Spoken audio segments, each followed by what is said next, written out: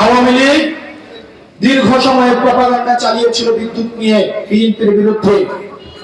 আমরা সেই প্রপাগান্ডায় বিশ্বাস করতে চাই না, কিন্তু বিএনপি সরকার ক্ষমতায় এসে জনগণের হাতে ইলেকট্রিসিটির পরিবর্তে, বিদ্যুতের পরিবর্তে হারিকেন এবং মোমবাতি ধরিয়ে দিয়েছে।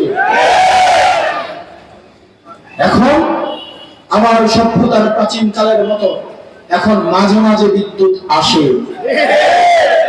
আগে মাঝে মাঝে বিদ্যুৎ যেত, এখন মাঝে মাঝে বিদ্যুৎ আসে।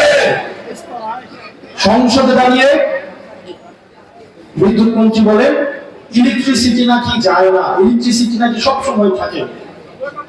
মাননীয় মন্ত্রী, জনগণের কাছে আসেন, এসি রুমে বসে সংসদের এসির মধ্যে থেকে এসি গাড়িতে চড়ে এসি বাসায় থেকে জনগণের কষ্ট বোঝা যায় না। বিদ্যুৎ মন্ত্রণালয়ে বিদ্যুৎ চায় না, আপনার বাসায় বিদ্যুৎ চায় না, আপনার সংসদে বিদ্যুৎ চায় না, বিদ্যুৎ থেকে আমাদের বাংলার প্রত্যেকটা ঘরে ঘরে যায়। আজকে সমাজে সরকারের কথা ছিল শিক্ষিত বেকার যুবকদের হাতে চাকরি তুলে দেওয়ার কথা। অত্যন্ত পরিতাপের বিষয়, চাকরির পরিবর্তে মাদক এবং জুয়াকে উন্মুক্ত করে দেওয়া হয়েছে। প্রত্যেক মুড়ে মুড়ে অনলাইন জুয়া, প্রত্যেক দোকানে দোকানে অনলাইন জুয়া ছড়া।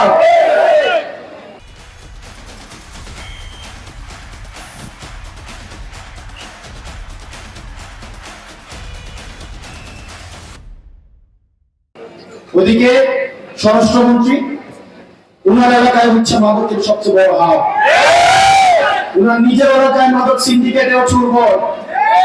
পাঁচমুখে বলে মাদকের সাথে উনার কি কোন ধরনের প্রশ্রয় আছে কিনা এটা আমাদের ভেবে দেখা উচিত।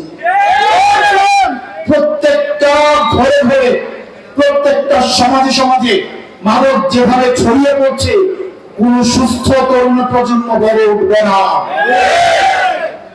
আপনারা আগে বলতেন ঈদের পরে আন্দোলন, ঈদের পরে আন্দোলন, কিন্তু কোন ঈদের পরে সেই ঈদ বাংলার জনগণ আর দেখতে পায় নাই। বাংলার জনগণ ছাত্র সমাজের ঈদের পরে আন্দোলনের জন্য বসে থাকে নাই, নিজেরাই রাস্তায় নেমে সেই ফেসিবাদের পতন ঘটিয়েছে। সংসদের মধ্যে মাননীয় স্বরাষ্ট্রমন্ত্রী বলেছিলেন ঈদের পরে বিশেষ অভিযান। কোন ঈদের পরে উনি সেটা তো বলেন নাই। রোজার ঈদ গেল, কুরবান ঈদ গেল, কিন্তু ঈদের পরে মাদকের বিরুদ্ধে বিশেষ অভিযান আর দেখা গেল না। মাননীয় স্বরাষ্ট্রমন্ত্রী, আপনি যদি স্পষ্ট করতেন কোন ঈদের পরে, তাইলে আমরা আশ্বস্ত হতাম। আর যদি স্পষ্ট না করেন, 24-এ যেভাবে সাধারণ ছাত্রদের রাস্তায় নেমে এসে নিজে দায়িত্বে নিজে বিকল্প হয়ে এই ফেসিবাদকে পতন ঘটিয়েছিল, ঠিক সেভাবে বাংলার ঘরে ঘরে প্রতিরোধ করে উঠবে এই মাদক এবং দুর্বৃত্তায়নের বিরুদ্ধে।